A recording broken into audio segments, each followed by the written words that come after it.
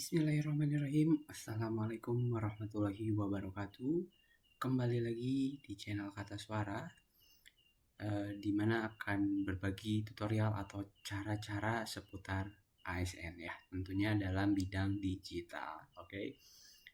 Kali ini kita akan membahas tentang DMS atau Document Management System atau biasa kita sebut skor arsip digital yang ada di MyASN. Nah, tanpa berlama-lama langsung saja kita menuju caranya.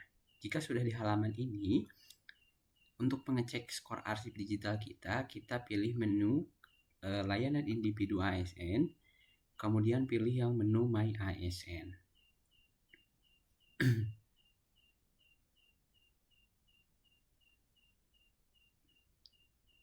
Nah, jika sudah ditampil ini akan terlihat ini dia yang disebut dengan Document Management System ya.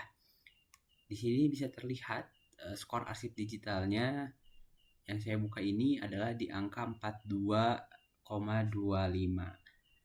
Di sini dengan keterangan cukup lengkap. Nah, sebenarnya DMS itu apa sih?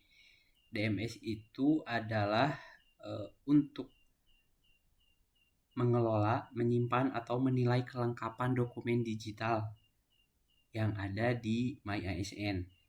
Skor DMS atau skor arsip digital ini menunjukkan validitas data dan dokumen pendukung seperti SK, pendidikan, jabatan, keluarga, dan yang lain-lain yang diunggah atau yang sudah tercatat di BKN ya.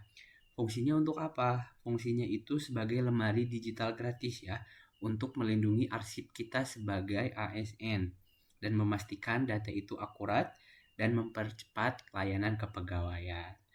Untuk rentang skornya sendiri 90-100 itu data sangat lengkap dan valid. Kemudian di angka 80-89 itu data lengkap dalam atau perlu sedikit perbaikan. Kemudian untuk di angka 60-79 data cukup atau perlu banyak diperbaiki. Kemudian kalau di bawah 60 seperti yang ini 42 data kurang lengkap atau bermasalah ya. Nah, terus bagaimana sih untuk meningkatkan skor arsip digital ini? Caranya cukup mudah. Kita di sini langsung saja menuju ke update data. Nah, maka di sini akan muncul beberapa tampilan menu yang bisa kita update datanya. Seperti riwayat ubah profil, riwayat jabatan, riwayat keluarga, riwayat organisasi, riwayat diklat struktural, riwayat profesi, riwayat sertifikasi, dan riwayat penghargaan. Nah, untuk yang ini, yang 8 ini kita bisa update secara mandiri melalui MyASN ini ya. Nah, sedangkan untuk dari riwayat pangkat golongan sampai bawah ya, itu kita harus menghubungi stakeholder terkait ya di tingkat kabupaten atau kota.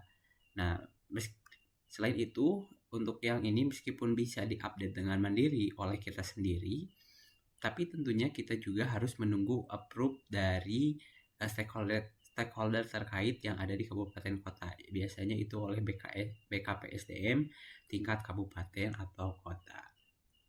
Kita bisa cek contohnya di riwayat ubah profil ya. Di sini foto profilnya sudah ada atau belum ya. Kemudian verifikasi NIK. Nah, jika di sini saya belum melakukan verifikasi NIK, maka tinggal diverifikasi untuk NIK-nya ya. Nah, kemudian jika Bapak Ibu sudah memasukkan NIK-nya, Bapak Ibu tinggal verifikasi NIK. Dan pastikan data ini, sekali lagi saya tekankan, NIK yang dimasukkan dan nomor kartu keluarga yang dimasukkan sudah sesuai dengan dokumen yang Bapak Ibu punya ya. Jika sudah yakin, kemudian bisa klik ya. Maka nanti akan diverifikasi oleh Ditjen Dukcapil. Kemudian saya bersedia memperbaiki bila ada tidak kesesuaian, tidak menyalahgunakan dan lain-lain. Tinggal ditunggu saja. Kemudian di kontak pribadi di sini juga bisa menambahkan nomor handphone, email dinas, dan email pribadi. Kemudian tinggal disimpan ya. Data pendukung juga ini bisa diisikan ya, seperti nomor NPWP, nomor TASP, nomor BPJS, kemudian nomor akta kelahiran, tanggal NPWP, dan sebagainya. Tinggal diisikan semuanya untuk melengkapi data yang ada di MyASN. Dan jika sudah lengkap atau ditambahkan, nanti dengan sendirinya akan skor DMS ini akan bertambah.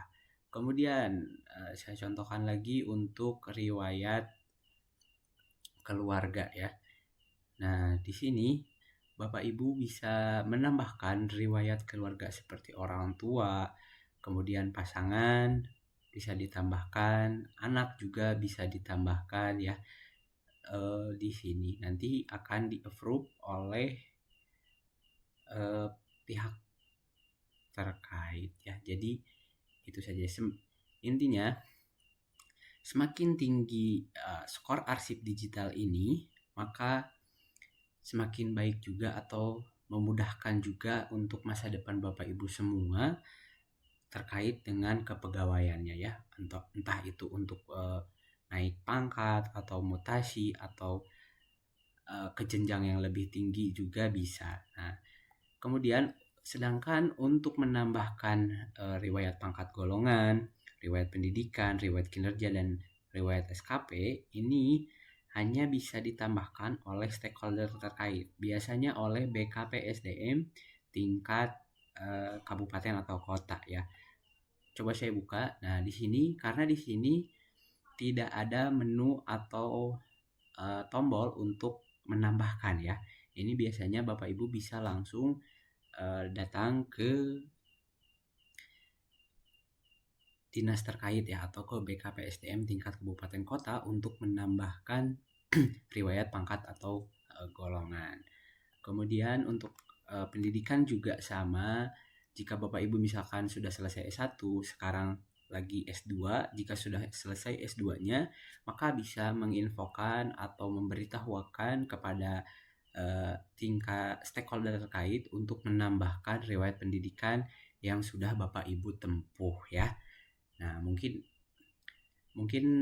itu saja penjelasannya. Jika ada yang kurang dimengerti, Bapak Ibu boleh menanyakannya di kolom komentar, atau juga mau dibuatkan tentang video tentang tutorial lainnya, bagaimana cara lainnya, tinggal dicek aja atau di chat di kolom komentar ya. Oke, terima kasih Bapak Ibu semuanya sudah menonton video ini. Semoga bermanfaat, bisa membantu Bapak Ibu semuanya. Mohon maaf bila ada kesalahan baik secara kata ataupun penjelasan. Mohon dimaafkan. Saya tutup. Wassalamualaikum warahmatullahi wabarakatuh.